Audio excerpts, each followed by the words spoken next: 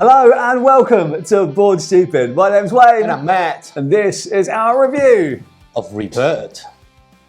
No spoilers, but this might be my game of the year. Is it already? Oh, come on, you need to keep it for later. Might be. Keep it for later. Guys, like it, hit the subscribe button. And find out why. And find out why in 30 seconds. Let's go. After the intro song. Yeah, let's go. Do that. Rolling dice, feeling nice. Cardboard dreams and game schemes. Click subscribe, it's a vibe. Board Stupid's all we need.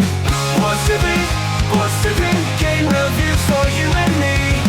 Board Stupid, here's what you should play and see.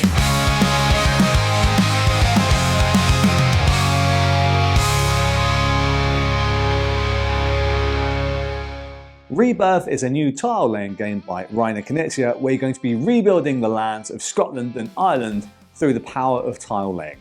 On your turn, it's pretty straightforward. You're going to take a tile from your bag and place it on the board, and you're going to place it in the matching space, in this case energy versus energy, and you're going to score a point.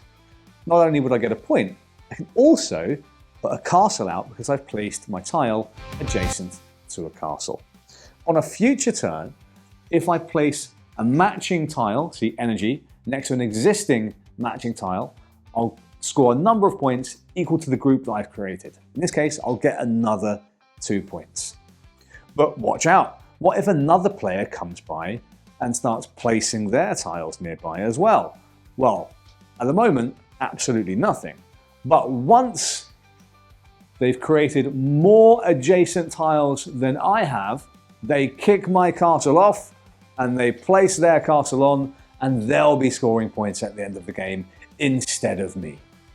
Further to that, if I place a tile next to one of these cathedrals, like these yellow spaces here, I get to mark it and get one of these fantastic objective cards, which will ask me to go and do something by the end of the game. If I can do that, that's going to be a bunch of bonus points that I will score at the very, very end. We're going to keep going until we run out of tiles, and it's the person with the most points at the end, that's the winner. And if you want a more strategic, crunchier version of this game, Rebirth has another map on the back, which has slightly more rules for those that want a slightly more advanced game. All right, Wayne, you spoiled it already. You really like this game. It's great. I really like this game. It's a great game. So that's it. Thank you for watching. I'll see you really soon. We'll see you soon. Ciao. Bye-bye. Let's dig into why though, right, Matt? What a game. So this is, as we saw in the little overview, a tile-laying game. Yes. It's a Reiner Knizia design. Yes. It is reminiscent of some of his other stuff that he's done before, like Huang or Tigris and Euphrates or Through the Desert, that sort of thing. But way more accessible than that. It is. And it's so much fun. You say accessible, Yeah. and I'd say distilled. Yeah. Sort of So condensed, it's boiled down. Mr. Reiner Knizia, Doctor. A lot of his very well-known games distilled into this. Yeah. Because you got, yes, the tile placement game that you got here. You got the cutthroating bits where you need Really to cut out, interactive, very interactive with the others. There is a strategy there, especially on the island map, because again, this game comes with on the same board. You got the Scotland side and you got the Ireland side, where the Scotland one is the more accessible, more tactical, but probably it's the one that you want to introduce people to the game. Yes. But then, if you want something a little bit more meaty, you go on the island side. You flip it over, that is where it levels up. And it's magnificent. And it's two very different games depending on the map. Because okay, the Scotland one, the mechanics is very much the same. There is one different mechanics with the cathedral, but this one, everybody's got secret objective that you can pick up, while the other ones you will have open objectives where everybody fights for them, and that is it's so good. Matt, what I really like about the mechanisms of this game, and as we saw in the overview, the principle of it is really simple. You have a tile which you've already drawn from your last round.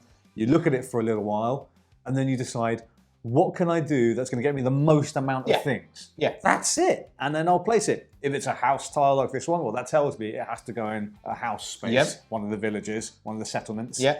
Okay, what could I do? I could put it here. That could get me 2 points straight away. Fantastic. But then if I put it here, it would get me maybe not any points, but it would get me a castle here. And actually also, it will get me a cathedral here, which means I can get a card here and potentially, oh, maybe I've already done that for 5 points at the end of the game. So there's some really great decision making, all done through one tile. One single tile. That's it. And that makes the game very snappy at the start. Incredibly snappy at the start, yeah. At the end is when you got less decision, that is when the less option, that's when the games can go a little bit like, oh wow, okay, I really need to plan now what is gonna happen. But I love the interactivity with the other players. Oh my gosh, this area control with the castles as a mechanism is just beautiful. And the way it's done is superb. It's seamless. It sort of stays out of the way. Like, for example, in this scenario here, Matt has control of this castle because he's got one of his tiles there. But if I come along with one of my tiles, okay, that's a tie, nothing happens. But if I come along with the second one, I kick him straight off. And that's you gone. take control of that. And that's my castle now. But I can try then in further turns to add another tile, it's a tie, one and then more, another, and then he kicks it back, back, and now it's surrounded, and that's locked down for the rest of the game. And if you think about these mechanisms with 4 players, when everybody's trying to fight for that castle, that is really, really good. Again, there is always the uncertainty of what you're gonna pick up from the bag. And again, just to be precise, this bag and this edition is the Kickstarter Deluxe Edition. Yes. That includes these bags. These lovely bags. While I think the retail version will not have the bag, but you just have the tiles face down. You would just have the tile face down on your table and just flip the one that you want to take. Exactly. This makes your life much easier, and it's nice too, and it's a very nice component. But this we're talking about, this is the Kickstarter Deluxe version. What I also like about this game, when you are placing your tiles, is everything is scored as you go. Right? So you place a tile. Well, if I place the tile by itself, it would be a point. I place another tile of the same type next to it, 2 points. Place a third one, 3 points. So it escalates. So it's encouraging you to create these big groups. Clusters of the same type of tile. And encourage the other player to cut you off. Yeah, so it really that's it. Because if I see Wayne started getting 3 points now, 4 points now, 5 points, 6 points, and next turn I need to do something. You've got to do something, and you need to cut them down. So you probably don't want to. You're not gonna get much scoring putting a tile to block Wayne. But it's gonna stop him from getting even more points. That means that I'm still gaining. You're still gaining in the end. Yeah. Ideally, you work it in such a way where you can block someone off while also growing your existing cluster somewhere, or block someone off to allow you to create your own new cluster off of their sort of where you stop them. It's really, really cool. Just a really wonderful, pleasing design that is very simple. And talking about the scoring, so as we said on the Scotland map, when you put your tiles on one of the cathedral, you will draw one of the scoring things, and you will need to try to do whatever the cards tell you at the end of the game. What kind of missions are there's going to be like, have the longest coastal line, or have the control of a specific castle cathedral, or have the border next to England, which is a really cool one. Or different clusters, several clusters, or have control in settlements. So it's all kind of that, and then at the end of the game, of course, the tower will score you points as well. And these are big. So at the end of the game, each one of these castles that you still have on the board is 5 points each. Yeah. You can get like 25, 30 points sometimes by having your castles out. It's huge swing. What I was going to say earlier was about the mechanisms where you need to pull out something from a bag. Yes. Now, it's not a roll of a die. No. But it's still got your randomization of the action that you can do. Now, I can see some people starting being frustrated when you start pulling out the wrong tile one after the other. Yeah. However, this game, it gives you the option to always do something with the tiles that you got. So I saw true. I saw a few people getting frustrated about like, oh, I really needed that. Oh, I really needed that. It's not coming out. It's not coming out. But you could actually use the wrong tiles to go You can somewhere, always get something. somewhere completely different on the map and do something different. Because again, in this game, you don't need to build a cluster from one single space. You can go whatever you want. Yeah, exactly. You don't have to. You don't constantly have to Yeah. grow. You can. I'll go here, and then next turn I'll go over here, and the Yeah. next turn I'll go in this corner. It might be if you don't have the right tile, you can use that to block someone off. Exactly. Or do something else interesting. So I read a couple of like, I don't like the random randomness. index. It's not actually that random. And No. on top of that, It's one of three things, right? yeah, it's a power, it's a farm, or it's a house. Yeah. And that's very And you much know it. that.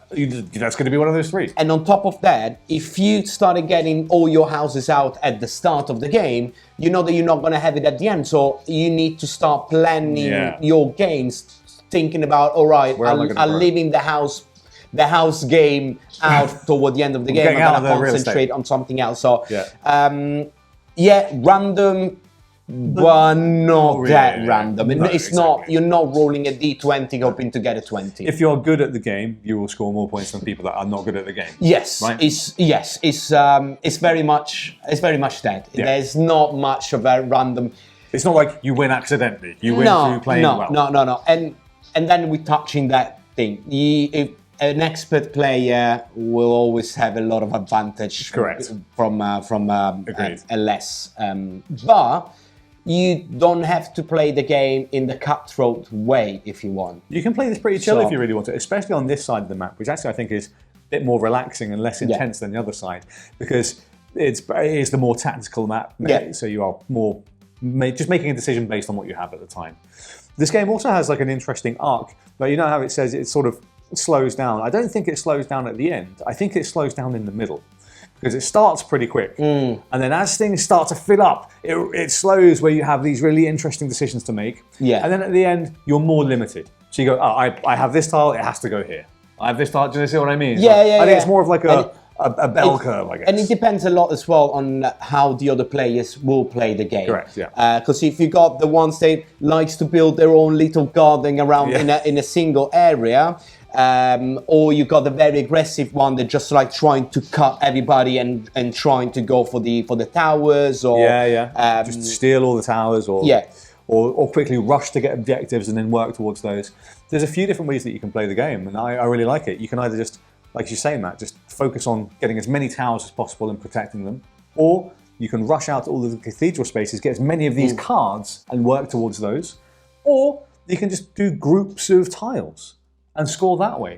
Yeah. So, and doing a blend of those is probably going to get you as many points as someone that focuses entirely on one way. There's a few different ways to play, and they're all satisfying. And it's not like one way is gonna make you win the game all the time, because it's very you don't know what the other players are gonna do.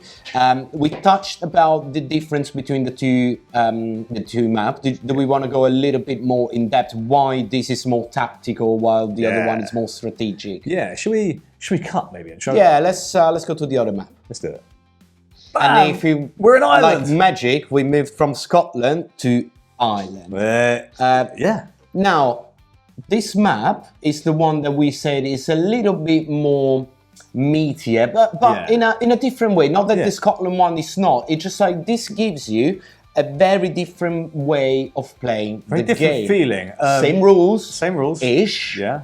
But Structured slightly differently. yes. So where in the Scotland map you'd be placing your cathedrals and then getting these mission cards to complete by yourself.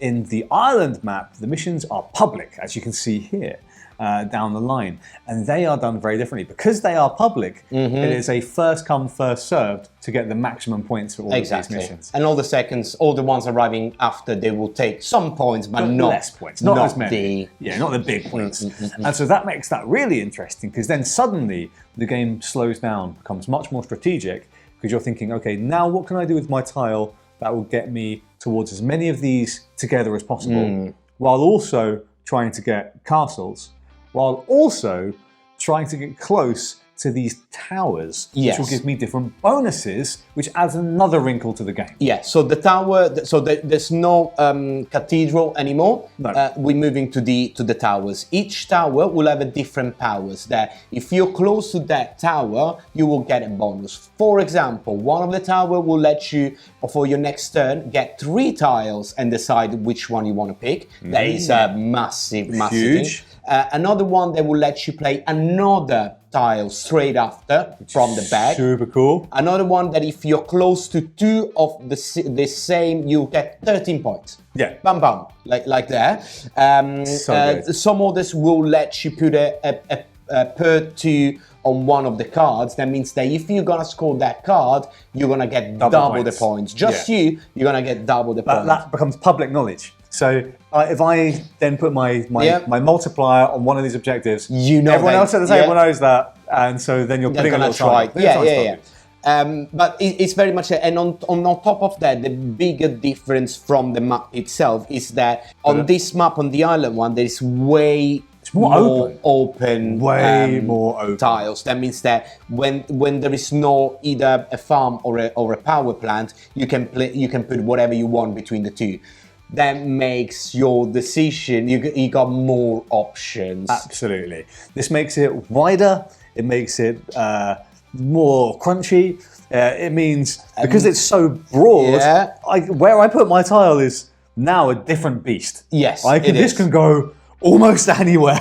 So then I'm going to look at these. How can I get the most out of that as well? It's having amazing. the open market, it makes it of the 2 versions, this is the most interactive, the most cutthroaty. Because on the Scotland one, you got your secret objective, you're gonna play your game, and at the end of the game, it's gonna be like, oh, I did this and I did that and I did that. Well done, me. Yeah.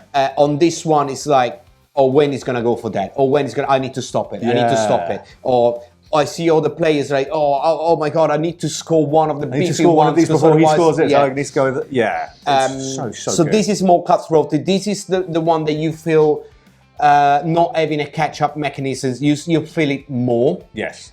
Because if you're behind, you're behind. Yeah, it's rough, but in a good. I think rough. But In a very good way. It's a more competitive way of playing this game. It's a more competitive way of playing this game, a more strategic, more thinky way of playing this game. So I think we all, when we played this for the first time, we went, "Ooh, now what do I do?" Right? Whereas on the Scotland side, it's like, I've got my tile. It's going to go here. It's going to go here. Boom! It's going to go here. This is a different beast. And Brilliant. this is not an expansion. This is not a Kickstarter. This is the game. So I just want to stress it out. Yeah. The 2 maps are the same. It's in the same box. It's in the same box. That, again, we'll talk about production-wise, but keep in mind, because it's what you're getting in this box is a lot of... It's a lot, yeah. A lot of lovely game time. It really, really is. Matt, you did mention production, and I think it's probably time that It's we time do segue. Let's go. Let's talk about that. So, Matt, let's throw it over to you because I mean, I almost don't need to say anything. I think because this is such a beautiful looking game, it really pops on the table, and more to the point, this is all in the box. Yes. So all the pieces are absolutely gorgeous. So let's start artwork. Artwork is fantastic. Stunning. All the colors, readability, everything looks absolutely great on the table. You got a great table presence. The map is large and full of colors, and it's really what I really like to do. Keep looking at the map because you will little see details, little details and stuff. And well, we know a few of the guys that work on the artwork of this, and they did an absolute brilliant job. It's beautiful. I love this game. How it looks. And you got between the island and the Scotland, they all change all the minor details that you want to go there and actually see it. If you are from Ireland or Scotland, you will see your cities around the map and how they are drawn. All the cities are different. So this is a full artwork. And absolutely great. I mean, you can see the style. Love the color palette of this game. This kind of like almost not manga, but like Japanese influence. Almost anime-esque, hyper-realized. Yeah, it's wonderful. It's so nice. I really, really like it. And then component-wise, we need to talk about this. These castles are great. So the castles, this is so cool. This piece is amazing. Apart from they look stunning, thanks to well done to you know who. Max, call you out. Great piece. That designed the single pieces, or the fact that all the cathedrals stuck together with the different colors and create these lovely towers. Effects, yeah. But what is it this made of? Remind me. Rewood. All of the pieces in this are rewood. There's not a bit of plastic in this box. It is an amazing thing. Yeah, congratulations to what a fabulous thing. This is what we want to see. Yeah. Mighty Boards took a hit in terms of like costing and everything. They could have easily do this with plastic and no one would have said much about it. But since the theme of the game had been the rebirth of planet Earth and trying to go more towards, again, that ecological side and trying to keep the more planet thoughtful safe, production please. choices. And they produce in Europe, so you can think about what costing and what more as well, pain must have been to go to get these pieces, and the production ends up being absolutely fantastic. And what I really like about these, because these castles could have been tiles. Yeah. But what I love about this is it gives the board state such a tremendous readability. Yeah. Right, you see at a glance, okay, how many of you got out? Okay, great. And I can see that compared to the tiles, which are obviously on a different plane, right? They're flat to the floor. If these were tiles as well, it'd also be a little bit more fiddly, and I'd be trying to focus more. Wait, is that a castle or is that a tile? Yeah. This really gives that great usability, that user experience. It really lifts that up. Yeah. It adds a great verticality to the board, which I think is wonderful. And the other things is the actual tiles. Yeah. Each player, different colors and different shapes. You can see as well, actually. So they're all different. Each player will have cuts. the different cuts. So again, these things is very thoughtful. not needed. The color would have been enough because they're all very these pastel colors that really pop on the green of the maps. Yeah. But it's a great addition. It's a great addition. And again, I'm not sure what's the plan from Mighty Boards if you can buy the bags in the future. But you can always get some canvas bags off Amazon if you really wanted to. Yeah, exactly. Just to put all the tiles. It's quite nice. It is nice to do that. It's not needed. The first time that we played Rebirth, we didn't have the bags back in UKG. Back like 7 months ago or something like that. And it did work absolutely fine as well. Absolutely fine. Not necessary, but if you don't have the Kickstarter version, grab some canvas bags off Amazon or wherever your favorite place you want to get them from, and it will elevate the experience a little bit. And I think production-wise, we said it all. 10 out of 10 for me. Yeah, tremendous very well production. done, guys. Absolutely. Matt, let's talk about who this game's for. Yes. Okay, Wayne. Who do you think this game is for? And give me some alternatives. If I like this, what I would like, or if I like those games, I would like Rebirth. I think, firstly, this I feel is either right at the top of the beginner category of gaming or is at the bottom of the intermediate. We're going to have a debate about that because the rules are so clean. And it's like 2 pages of rules. It's so simple. But the game depth that you get out of it, and we'll cover that in our final thoughts, is a lot. So I think it's there or thereabouts, right? Beginner to intermediate at the most. If you like, if you want something more complex, definitely into the intermediate to advanced. You probably want Huang or Yellow and Yangtze. Same game. We're talking about another Knizia game. Unfortunately, but that's what he does. It does it really, really well. That's kind of what it does. Or Through the Desert is another one in that style where you're trying to do as much as you can with one thing that you place. I would say Huang would be my go-to if I want something similar, a little bit more complex. Correct. Yeah, I would more agree. rules, more pieces, more interaction. It's more aggro-ish, but in a very amazing way. Huang, I recommend 100%, one of the best games ever made. Yeah, it's a great game. If you want simpler, you've got a classic, which is Carcassonne. Yes. So, which has a similar feeling where you're playing competitively, placing tiles. Yeah. But is way more laid back in terms of its area control. It has some when you're building the forts together, the castles together. You're trying to get some area there. But this is slightly more than that. Yeah, you got some feeling from Carcassonne, but I would say since Carcassonne is a very well-known game, so a lot of you might have played the game, might have liked it, but think it's a little bit, it's nice, but it's a little bit too easy or too beginner. This is definitely your second step. Right, 100%. If you are on that, you like that kind of stuff, this is definitely where you should go. If you like tile laying generally, if you're used to tile laying on your own board and you want to get into sort of a more competitive tile laying game, this is 100% going to be for you. Absolutely, agree. Full on. It takes that whole, normally when we think of tile laying, we think of I suppose, multiplayer solitaire. I take a tile from a market and it goes on my thing. It here, This is the other way around, so we're tile laying the other way around. So we're taking from our own supply and they're going on the central board in a competitive way. And if that's something that's new to you, you should very much have a look at this game. What about you, Matt? Who do you think this is for?